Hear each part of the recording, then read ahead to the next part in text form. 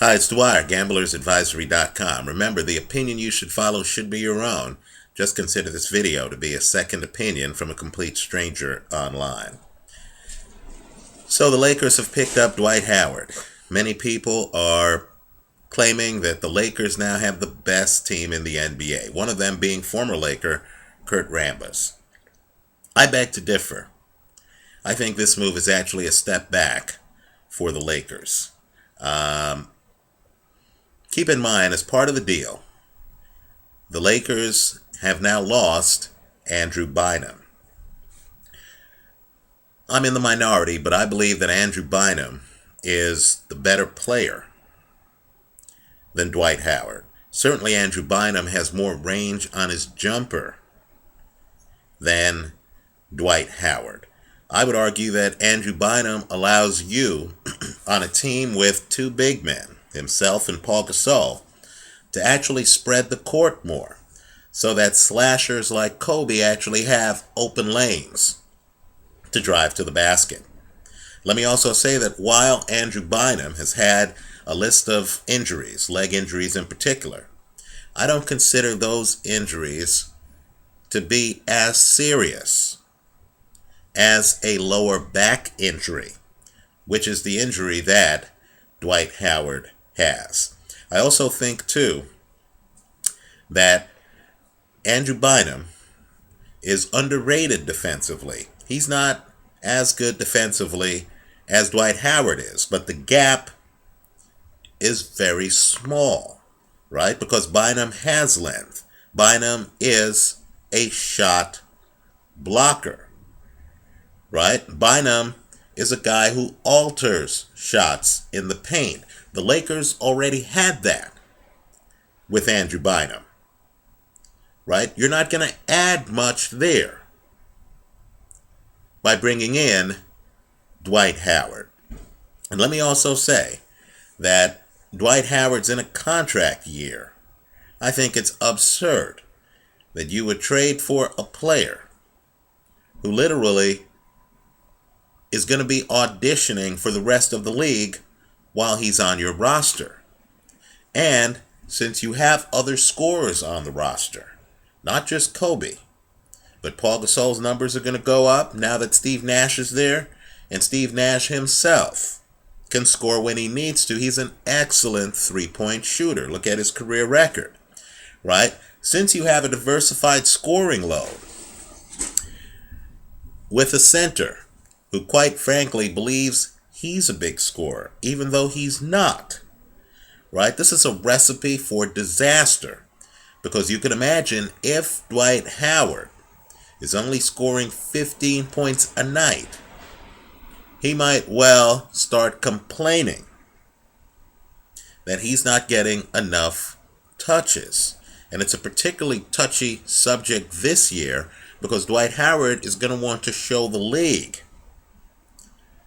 that he is a big scorer, right? Because he wants to put himself in the best position possible to get the big deal at the end of the season, right? Dwight Howard sees himself as the main course, not an appetizer, not a dessert, right? He's been the focal point in Orlando, not the sidekick, right? He sees himself as Batman, not Robin.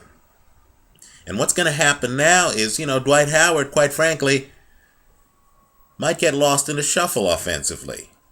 He's not the offensive player in terms of skills. I know the numbers show differently, but he's not the offensive player skill-wise that Paul Gasol is. The problem with having a nice distributor like Steve Nash is going to distribute the ball to the best option, not the second best option, who wants the ball so he can increase his market value at the end of the season. Let me also point out, too, that when we analyze the Lakers and we compare them to teams like Oklahoma City, aren't we overlooking the fact that older players tend to get hurt more?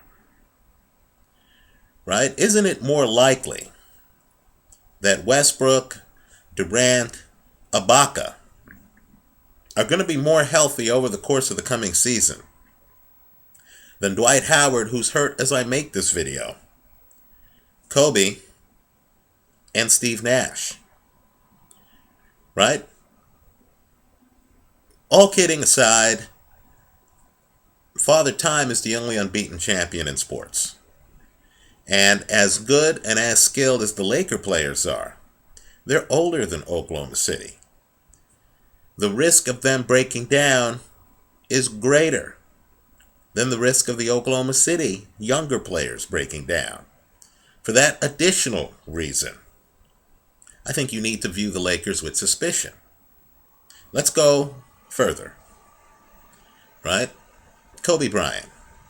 Is there anyone watching this video who believes that in a game of one-on-one, this Kobe Bryant, the 2012 version, would lose to the Kobe Bryant of 5 years ago?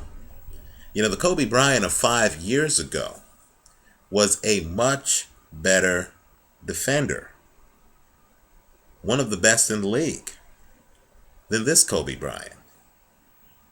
Right? In fact, when we talk about the Lakers, are we talking about the current Lakers, or are we talking about some version of the players currently playing for the Lakers from 5 years ago?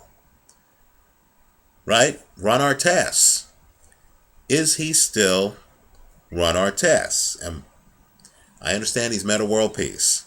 Let's talk about the individual. Is he the player he was with the Houston Rockets? I would say no. Is Kobe the player he was 5 years ago? I would say no. Don't talk to me about scoring average. Talk to me about defense and reflexes with the scoring, because that's what Kobe had 5 years ago. I think if you look at the Laker roster, you're going to see too much age, too many memories. If we're judging the game as it is today, then we have to be honest. The Lakers haven't played in the Western Conference Final for at least a couple of years. They're going to have to take a big step up to reach that point.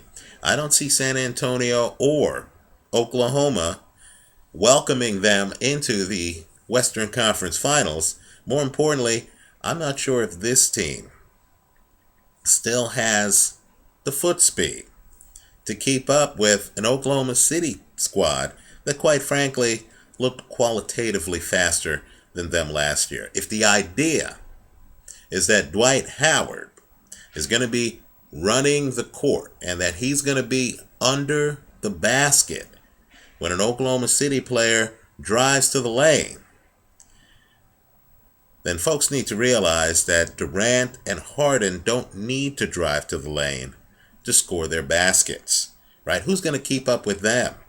Who's the perimeter defender on the Lakers who's going to play the role on this team that Kobe used to play 5 years ago when he was a shutdown perimeter defender? With that great perimeter defense and foot speed, how are you possibly going to keep up with the Russell Westbrooks of the world? I'm a Lakers skeptic. Don't get me wrong. I think they make the playoffs. Didn't they make the playoffs this last year? I just think that the torch has passed to a new generation. I just think that while they're getting Dwight Howard, they're losing Andrew Bynum, an all-star. I think that actually hurts the Lakers, because I think Bynum is on the verge of breaking out to bigger and better things. At a minimum, you lose his offensive skills. I think Laker fans are going to be surprised by how competitive the West is. I don't think this deal gives the Lakers the West. Let me hear from you.